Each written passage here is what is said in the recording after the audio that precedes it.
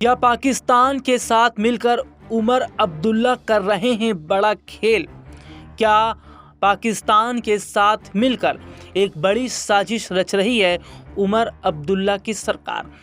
जब से जम्मू कश्मीर में उमर अब्दुल्ला की सरकार बनी है उसके बाद लगातार हालात वहां पर ख़राब तो हो रहे हैं। इसके साथ ही साथ ये भी देखा जा रहा है कि उमर अब्दुल्ला की सरकार ने धारा 370 को बहाल करने के मामले पर जिस तरीके से बात रखी है, इसके बाद नया विवाद छिड़ गया। हालांकि इस पर देखा जा रहा है कि पक्ष और विपक्ष आमने सामने हैं, लेकिन ये माना जा रहा है कि जम्मू कश्मीर को बांटने की कोशिश की जा रही है। यानी कि भारत का अभिन्न अंग है कश्मीर और इसी कश्मीर को पाकिस्तान को देने की बात कही जा रही है। हालांकि जम्मू कश्मीर को बचाने के लिए किस तरीके की लड़ाई अभी तक इतिहास में देखने को मिलती रही, लेकिन धारा 370 को लेकर अब जिस तरीके से नई स्थिति देखने को मिल रही है, ये जाहिर तौर पर बताती है कि क्या जम्मू कश्मीर के जो विधानसभा सत्र है इसके जरिए क्या एक मैसेज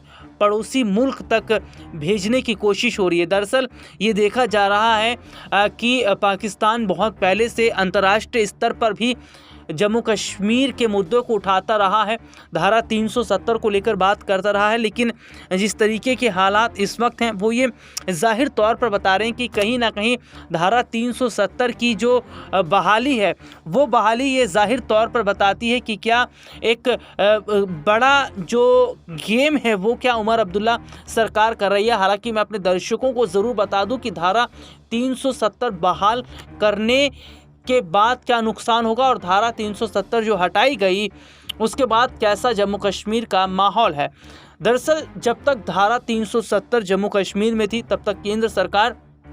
कोई बड़ा कदम वहाँ नहीं उठा सकती थी। इतना ही नहीं, ये तक देखा गया कि लोग वहाँ अपना व्यापार नहीं कर सकते थे, ज़मीन नहीं खरीद सकते थे, उद्योग नहीं लगा सकते थे, रोजगार के आयाम वहाँ पर नहीं सृजन कर सकते थे। लेकिन जब धारा 370 को हटा दिया गया उसके बाद कई फैक्ट्रियां जम्मू कश्मीर की तरफ गई, वहां पर रोजगार को बढ़ावा दिया जाने लगा, वहां के पर्यटन को बढ़ावा दिया जाने लगा। और तो और जम्मू कश्मीर में पहले आतंकवाद अपनी चरम सीमा पर था और इस